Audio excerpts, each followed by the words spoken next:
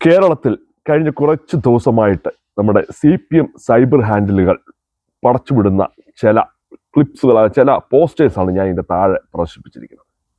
കേരളത്തിൻ്റെ ഭരണം BJPയുടെ കയ്യിൽ, അതായത് കോൺഗ്രസ് ഭരിക്കുന്നുണ്ടെങ്കിലും BJP ആണ് കേരളം ഭരിക്കുന്നത് എന്ന ധ്വനി വരുന്ന രീതിയിലുള്ള പോസ്റ്റേഴ്സാണ്. ബംഗാൾ കേരളത്തിൽ ആവർത്തിക്കുവാനായി CPM ബംഗാളിലെ അതേ സ്ട്രാറ്റജി കേരളത്തിൽ പയറ്റുന്നു എന്നതാണ് യാഥാർത്ഥ്യം. അതായത് ഒരു രാജ്യത്ത്, ഒരു സംസ്ഥാനത്ത് ഭരണം പോയി, കഴിഞ്ഞ 20 വർഷത്തിനുള്ളിൽ ഭരണം പോയ ബംഗാളിലും ത്രിപുരയിലും പ്രതിപക്ഷ നേതൃസ്ഥാനം പോലും പിടിക്കാൻ പറ്റാത്തത്രയും തകർന്ന് തരിപ്പണമായ പാർട്ടിയുടെ കയ്യിൽ നിന്നും ഇതിൽ കൂടുതൽ വലിയ സ്ട്രാറ്റജി ഒന്നും വരുമെന്ന് നമ്മൾ പ്രതീക്ഷിക്കുന്നുമില്ല. ബംഗാളിൽ സംഭവിച്ചത് എന്താണ്? ന്യൂനപക്ഷങ്ങൾ മമതാ ബാനർജിയിലേക്ക് പോയി. അപ്പോൾ ന്യൂനപക്ഷങ്ങളുടെ വോട്ട് തിരിച്ചു പിടിക്കാനായിട്ട് അതിഭയങ്കരമായ ന്യൂനപക്ഷ പ്രീണനം നടത്തിയപ്പോൾ ആ നാട്ടിലെ ഭൂരിപക്ഷ സമുദായം BJPയുടെ ഒപ്പം പോയി. കേരള രാഷ്ട്രീയവും ഇത് തന്നെയാണ്. ഇപ്പൊ ഇവരുടെ കയ്യിൽ നിന്നും കുറച്ച് ന്യൂനപക്ഷ വോട്ട് പോയി. അപ്പോൾ ആ ന്യൂനപക്ഷ വോട്ടുകളെല്ലാം തിരിച്ചെത്തിക്കാനുള്ള ഒരു പരക്കം പായലാണ് ഈ നടക്കുന്നത്. പക്ഷെ ഇവർ തിരിച്ചറിയാത്തൊരു കാര്യമുണ്ട്. ഇവരുടെ കയ്യിൽ നിന്നും ഭൂരിപക്ഷ വോട്ട് പോയതുകൊണ്ടാണ് ഇവർക്ക് ഈ ഗതി വന്നത്. കേരളത്തിൽ അവരുടെ പരമ്പരാഗതമായ വോട്ട് ബാങ്ക് അവരുടെ ഒപ്പം നിന്നിരുന്നെങ്കിൽ എന്തു വലിയ പരാജയമുണ്ടായാലും ഇവരൊരു 60 സീറ്റിൽ വന്ന് നിൽക്കേണ്ടതായിരുന്നു.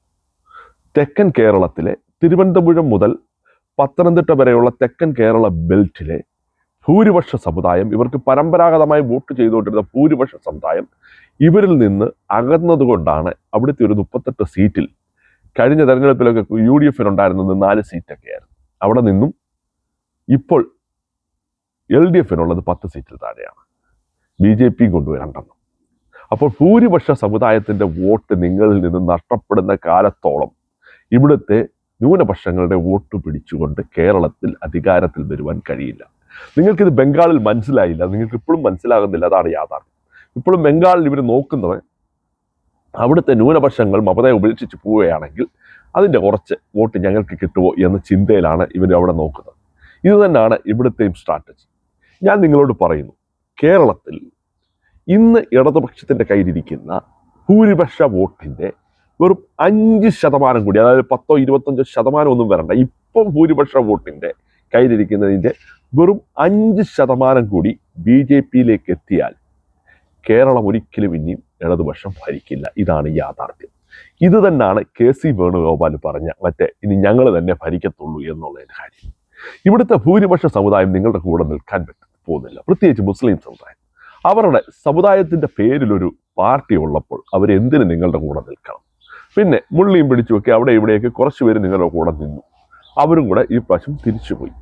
അവരിനി തിരിച്ചു വന്നാലും നിങ്ങൾക്ക് അധികാരം കിട്ടാൻ പോകുന്നില്ല. കാരണം കേരളത്തിലെ ഭൂരിപക്ഷ സമുദായങ്ങൾ നിങ്ങളിൽ നിന്ന് ഉപേക്ഷിച്ചു പോയിക്കൊണ്ടിരിക്കുകയാണ്. ഞാൻ ഈ പറയുന്നത് കണക്ക്, ഇത് വലിയ കണക്ക് കൂട്ടലിൻ്റെ ഒന്നും ആവശ്യമില്ല. ഇപ്പോൾ LDFന്റെ കൂടെ നിൽക്കുന്ന വെറും 5% ഭൂരിപക്ഷ വോട്ട് BJPയിലേക്ക് എത്തിയാൽ കേരളത്തിൽ ഇടതുപക്ഷം ഇനിയും ഒരിക്കലും ഭരിക്കില്ല. ആ 5% വോട്ട് ലക്ഷ്യമാക്കിയാണ് BJP പ്രവർത്തിക്കുന്നത്. നമ്മൾ പറയും BJP വലിയ മാറ്റം, BJPക്കാർ തന്നെ വിമർശിക്കുന്നുണ്ട്, BJP വലിയ മാറ്റമൊന്നും വരുത്തുന്നില്ല, BJP പിടിച്ചടക്കാൻ പോകുന്നില്ല എന്നൊക്കെ. കേരളത്തിൽ 50 സീറ്റുകളിൽ മാത്രം ജയിക്കാൻ മത്സരിക്കുന്ന ഒരു പാർട്ടിക്ക് നാളെ നേരം വെളുത്താലുടൻ കേരളത്തിന് അധികാരം പിടിക്കാമെന്നൊന്നും അവരുടെ കേന്ദ്ര നേതൃത്വത്തിനും ചിന്തയില്ല. അവരുടെ ഇപ്പോഴത്തെ ചിന്ത എന്ന് പറഞ്ഞാൽ ഇനിയും ഇടതുപക്ഷം കേരളത്തിൽ അധികാരത്തിൽ വരരുത്. അത് കഴിഞ്ഞ പ്രാവശ്യം അവർ വ്യക്തമായി അതിനുള്ള സ്ട്രാറ്റജി വെച്ചു. അതുകൊണ്ട് തന്നെയാണ് UDFന് ഇത്രയും വലിയൊരു വിജയം ഉണ്ടായത്. അടുത്ത തവണയും ഇവർ ആ സ്ട്രാറ്റജിയിലേക്ക് തന്നെ പോകും. ഇതാണ് യാഥാർത്ഥ്യം. ഭാഗ്യവശാൽ അടുത്ത ഒരു തെരഞ്ഞെടുപ്പ് കേരളത്തിൽ വരുന്നത് ലോക്സഭാ തെരഞ്ഞെടുപ്പാണ്. അവിടെ ഇടതുപക്ഷമില്ല. ഇന്ത്യയുടെ പ്രധാനമന്ത്രിയായി നരേന്ദ്രമോദി തുടരണോ അതോ രാഹുൽ ഗാന്ധി തിരിച്ചു വരണോ എന്ന ചോദ്യമാണ് മലയാളിയുടെ മുന്നിലേക്ക് വെക്കാൻ പോകുന്നത്. അപ്പോൾ ഇടതുപക്ഷത്തിന് അവിടെ ഒരു പ്രശസ്തിയുമില്ല. ഇപ്പോൾ ഇന്ത്യൻ പൊളിറ്റിക്സ് പോകുന്ന രീതിയിലാണ് പോകുന്നതെങ്കിൽ ഇപ്പോഴുള്ള ഒരു സീറ്റ് കൂടി 0 മാറാനുള്ള സാധ്യതയുണ്ട്. അപ്പോൾ അടുത്ത കേരളത്തിൽ നടക്കാൻ പോകുന്ന ഇലക്ഷനകത്ത് LDFന് യാതൊരു റോളും ഇല്ലാത്ത ഒരു തെരഞ്ഞെടുപ്പ് വരുന്നു. കേരളത്തിലെ ന്യൂനപക്ഷത്തിന്റെ വോട്ട് പിടിക്കാനായി LDF BJP ആണ് കേരളം ഭരിക്കുന്നത് എന്നുള്ളൊരു തോന്നൽ ജനങ്ങളുടെ മുന്നിലേക്ക് ഇട്ട് കൊടുക്കുകയാണ്. ഇവരുടെ വിചാരം എന്താണെന്ന് വെച്ചാൽ BJP കേരളം ഭരിക്കുന്നു എന്ന് പറയുമ്പോൾ കോൺഗ്രസിന്റെ കൂടെ പോയി ന്യൂനപക്ഷ വോട്ട് തിരിച്ചു വരുമെന്നാണ്. BJP കേരളത്തിൽ പിൻവാതിലിലൂടെ ഭരിച്ചാൽ ഇത്രയൊക്കെ മാറ്റങ്ങൾ കേരളത്തിൽ ഉണ്ടാക്കാൻ പറ്റുന്നുണ്ടെങ്കിൽ എന്തുകൊണ്ട് അവർ ഭരിച്ചുകൂടാ എന്ന് കേരളത്തിലെ ഭൂരിപക്ഷം ചിന്തിക്കുമെന്ന് ഇവർ തയ്യാറാകുന്നില്ല അങ്ങനെ ഒരു ചിന്തയ്ക്ക് പോലും. കാരണം ഇവരുടെ സ്ട്രാറ്റജി അങ്ങനെയൊക്കെയാണ്. ഇല്ലെങ്കിൽ ഭരണം പോയ ത്രിപുരയിലും ബംഗാളിലും ഇവർ പ്രതിപക്ഷത്തേലും ഇരിക്കേണ്ടതാണ്. എന്നാൽ ഇവർക്ക് ഇത്രയും സ്ട്രാറ്റജിയേ ഉള്ളൂ.